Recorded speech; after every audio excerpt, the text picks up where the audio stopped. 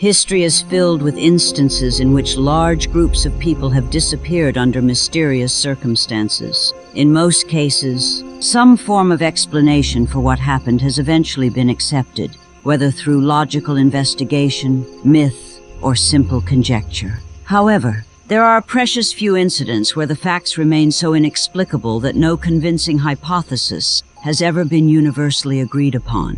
One such case is that of the village that vanished.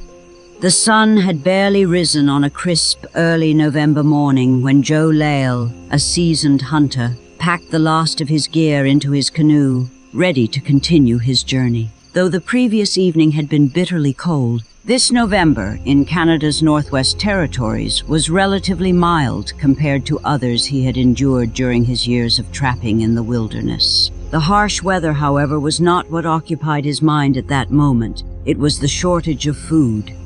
This particular expedition had not yielded much, and Lyle's supplies were running dangerously low. Despite his usual success in these vast northern territories, his latest journey had produced little in terms of bounty, leaving him in need of provisions. He knew that further downstream, near the shores of Lake Anjikuni, there was a friendly Inuit village. He had visited before and knew they would be willing to trade some of the furs he had collected for food.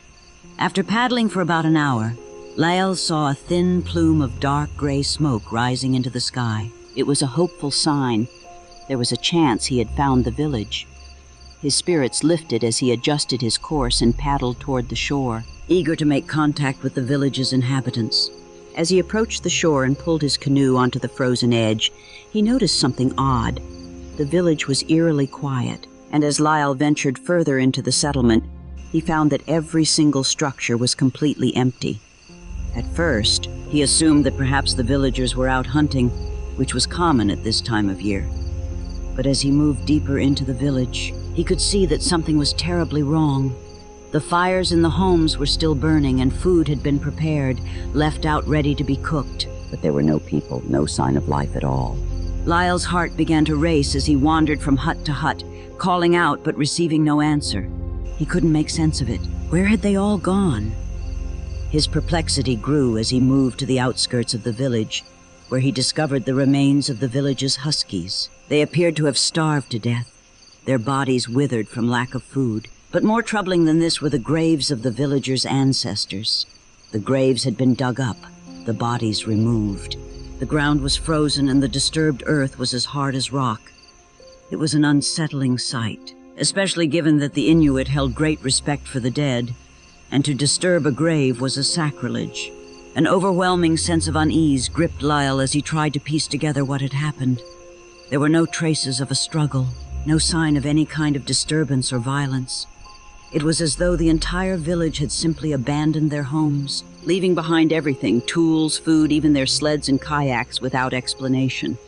Hours passed as Lyle explored the village, hoping for some sign or clue, yet there was nothing. As the day wore on, the hunter knew he needed to leave before darkness set in.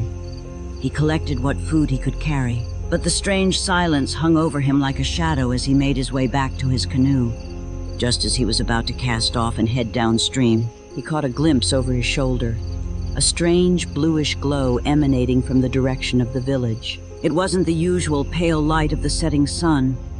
This glow was unusual, otherworldly, and it sent a chill down Lyell's spine.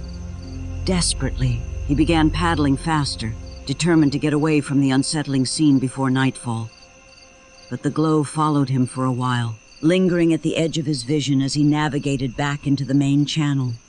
Weeks later, in early January 1931, a small detachment of Royal Canadian Mounted Police, RCMP, set out from their barracks in Manitoba to investigate the mysterious disappearance of the Inuit village. The officer leading the investigation was Sergeant J. Nelson, and they were tasked with looking into the curious and baffling telegram they had received from Joe Lael. The telegram had been vague, cryptic, and written under distress.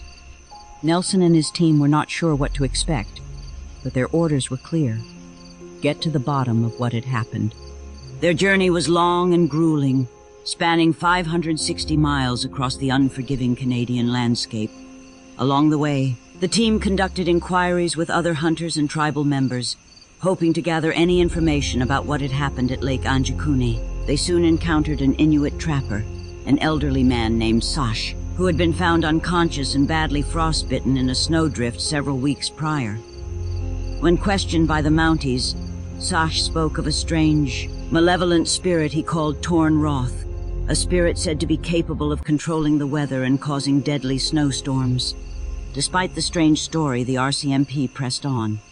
Their next stop was a village located about 150 miles away, where a 10-year-old boy had appeared out of nowhere, wandering into the settlement in the middle of a snowstorm 2 months earlier.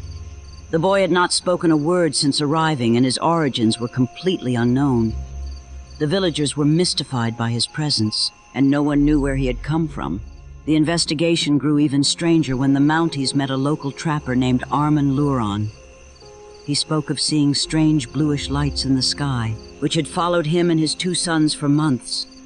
On one occasion, they had even witnessed a large cylindrical object hovering above them. It had transformed into a bullet-like shape and sped off in the direction of Lake Anjikuni. The Mounties were intrigued by these reports and knew they were getting closer to the heart of the mystery.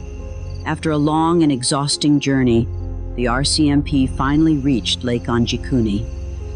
The scene matched Lyell's description exactly. The village was deserted, with no signs of life anywhere. The Mounties immediately began searching the area. The fires that Lyell had described were still cold, the food long since spoiled in the cooking pots. They found the same disturbing sight that Lyell had reported. The graves of the villagers had been unearthed, the bodies gone. As they continued to search, Sergeant Nelson noted that everything seemed to have been abandoned in haste. The villagers had left behind their belongings, their tools, even their sleds and kayaks. There was no sign of struggle, no indication of a fight. It was as if they had simply vanished, disappearing in the middle of their daily lives.